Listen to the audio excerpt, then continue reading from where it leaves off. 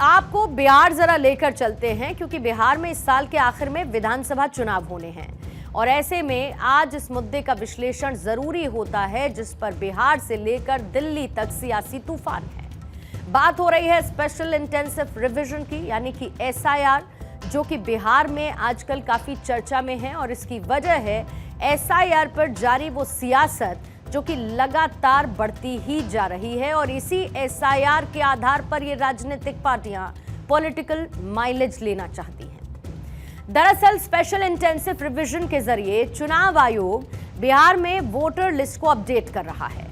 मान के चलिए कि किसी शख्स की अगर मृत्यु हो चुकी है, कोई ऐसा वोटर है जो कि अपना क्षेत्र, अपना इलाका बदल चुका है, या फिर कोई ऐसा नाम इस वोटर लिस्ट में है जो कि डुप्लीकेट है, तो उसका नाम इस वोटर लिस्ट से हटा दिया गया है। लेकिन बिहार में जैसे जैसे चुनावों का वक्त करीब आ रहा है, एसआईआर मानो प्रदेश का सबसे बड़ा मुद्दा बनता जा रहा है, क्योंकि बिहार से लेकर दिल्ली तक ये एसआईआर वाला मुद्दा जो कि सियासी सरदर्द बनता जा रहा है।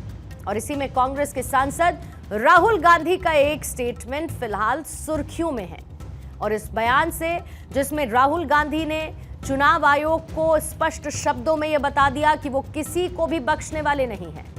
राहुल ने अपने बयान में यह कहा है, वो कहते हैं कि चुनाव आयोग में जो भी वोट चुराने का काम कर रहे हैं उन्हें हम छोड़ेंगे नहीं। राहुल ने कहा कि आप हिंदुस्तान के खिलाफ काम कर रहे हैं जो कि देशद्रोह है। आप कहीं पर भी हों, चाहे आप रिटायर ही क्यों ना हो जाएं, आपको ढूंढ निकालेंगे। राहुल गांधी ने आगे ये कहा कि हमारे पास एक एटम बम है जो जब फटेगा तो चुनाव आयोग बचेगा नहीं। अब राहुल गांधी के पास ऐसा कौन सा एटम बम है ये तो पता नहीं, लेकिन जिस तरीके से एसआईआर पर चुनाव आयोग को टारगेट पर लिया जा रहा है, उसने एक नई बहस को जन्म दे दिया है। लाइटली नहीं बोल रहा हूं, मैं 100% प्रूफ के साथ बोल रहा हूं, ठीक है। और आप सबको पता लग जाएगा, जैसे ही हमने ये रिलीज किया पूरे देश को पता लग जाएगा कि इलेक्शन कमीशन वोटर चोरी करा रहा है। किसके लिए करा रहा है? किसके लिए करा रहा है? बीजेपी के लिए करा रहा है। ओपन एंड शट है, नो क्वेश्चन। तो हमने अपना ही इन्वेस्टिगेशन करवाया, उसमें 6 महीने लगे और जो हमें मिला है वो एटम बॉम्ब है। मतलब एटम बॉम्ब है, फटेगा तो आप इलेक्शन कमीशन आपको दिखेगा नहीं हिंदुस्तान में। तो राहुल गांधी ने चुनाव आयोग पर गंभीर आरोप लगाए, सवाल किए और दूसरी तरफ चुनाव आयोग ने भी राहुल गांधी को जवाब दे दिया। चुनाव आयोग ने कहा कि वो ऐसी गैर जिम्मेदाराना बातों को नजरअंदाज करता है। चुनाव आयोग ने लिखा है कि वो राहुल गांधी को 12 जून 2025 को एक मेल भेजते हैं, लेकिन राहुल आते नहीं।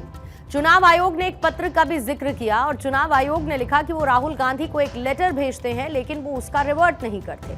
साथ ही आयोग ने जवाब के तौर पर यह भी बताया कि राहुल गांधी ने किसी भी मुद्दे पर चुनाव आयोग को कोई लेटर नहीं भेजा। चुनाव आयोग ने लिखा है कि राहुल का स्टेटमेंट बेतुका है और उन्होंने अब चुनाव आयोग और उनके कर्मचारियों को धमकाना भी शुरू कर दिया है।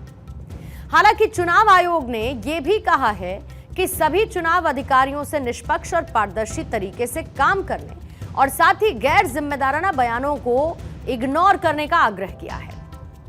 अब एक तरफ राहुल गांधी हैं, वर्सेस में है चुनाव आयोग। इस जंग में अब राजनीति जोरों पर है। एसआईआर के मुद्दे पर वार पलटवार हो रहा है, लेकिन अब राहुल गांधी का खुलकर चुनाव आयोग के खिलाफ आने से बिहार का सियासी पारा जरूर गर्मा गया है। राहुल गांधी ने बार बार संवैधानिक संस्थाओं को धमकी दिया है, ये पहली बार नहीं है। 2014 में मोदी जी के नेतृत्व में प्रचंड बहुमत जीत के हम कैसे आए? तो हमारी सरकार तो नहीं था। तो इस बीच में कई स्टेट्स का इलेक्शन हुए हैं, कई स्टेट से उनके गठबंधन वाला जीतते हैं, कई स्टेट से जो एनडीए वाला जीतते हैं। तो वो कैसे जीते? फिर बीजेपी और चुनाव आयोग क्या कर रहे हैं? अगर महाराष्ट्र में ये इल्जाम है कि 72 लाख वोट काट दिए गए, तो प्रजातंत्र धूमिल हुआ कि नहीं हुआ? अब बिहार में 65 लाख से लेकर 95 लाख वोट काटने की खबरें आ रही हैं। थोड़े दिन में सामने आ जाएगा। हर विधानसभा में 26-27 हजार वोट से लेकर और 40-45 हजार वोट तक काट दी जाएंगी, तो प्रजातंत्र का क्या मायना रह जाएगा। गांधी की सारी खुंदक इसीलिए है, उनको वोट नहीं मिलता, तो हम क्या करें। देश हार गए तीसरी बार, हरियाणा हार गए, महाराष्ट्र हार गए, दिल्ली हार गए, अब बिहार भी हारेंगे, बंगाल भी हारेंगे, तो इसका हम क्या करें। देखिए, सवाल ये कि एसआईआर जो हुआ वहां पे वोट किसके काटे गए, कहीं पीडीए के तो नहीं काटे गए। जो जिस तरह से उत्तर प्रदेश के चुनाव में समाजवादी पार्टी के समर्थक वोटों की बड़ी संख्या में वोट काटे गए, उसके बाद कोई कार्रवाई नहीं होती, तो कहीं एसआईआर के संबंध में जो एसआईआर हो रहा है कहीं वो साजिश तो नहीं है पीडीए समाज के वोट को काटने की। तो बड़े सवाल हैं जिस तरह से चुनाव आयोग की भूमिका है, जिस तरह से हर बार चुनाव के समय पे भारतीय जनता पार्टी एक नए हथियार के साथ चुनाव में मौजूद उतरती है, वो बड़ा ही चिंता का विषय। तो एक तरफ जहां पर एसआईआर के जरिए चुनाव आयोग उन वोटों की छटनी कर रहा है, फिल्टर कर रहा है जो या तो कहीं पर शिफ्ट हो चुके हैं या जिनकी मौत हो चुकी है या फिर वोटर्स की डुप्लीकेसी है, लेकिन विपक्ष चुनाव आयोग के एसआईआर को अपने खिलाफ एक साजिश मानता है। दूसरी तरफ सत्ता पक्ष एसआईआर को लोकतंत्र के लिए जरूरी बताता है।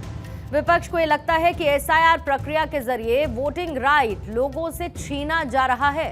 विपक्ष का यह कहना है कि प्रक्रिया जल्दबाजी में है, जिसकी वजह से लाखों वैध मतदाताओं के नाम हट सकते हैं। विपक्ष का आरोप यह भी है कि चुनाव आयोग इस प्रक्रिया को सरकार के दबाव के चलते कर रहा है और उनकी आपत्तियों को सुन नहीं रहा। दूसरी तरफ सत्ता पक्ष का क्या मानना है, यह भी आप समझिए। सत्ता पक्ष ये कहता है कि एसआईआर के जरिए चुनाव आयोग फर्जी वोटर्स को हटाने, चुनावी प्रक्रिया को ट्रांसपेरेंट रखने और लोकतंत्र की रक्षा के लिए इसे जरूरी बताता है। एसआईआर को लेकर आज का दिन भी खासा अहम रहा है, क्योंकि आज एसआईआर का पहला ड्राफ्ट जारी हुआ और इस लिस्ट को राजनीतिक दलों को सौंपा गया। अब जो फाइनल आंकड़े सामने आए हैं वो एक वजह यह है कि आखिर क्यों विपक्ष एसआईआर और चुनाव आयोग पर भड़का हुआ दिखता है। चुनाव आयोग के फाइनल फिगर्स के मुताबिक कुल 65 लाख वोटर्स के नाम कटे हैं, जिसमें 22 लाख वो वोटर्स हैं जिनकी मौत हो चुकी है। ट्रांसफर होने वाले वोटर्स की संख्या 36 लाख है और इसी लिस्ट में जो रिपीट वोटर्स हैं उनकी संख्या 7 लाख है।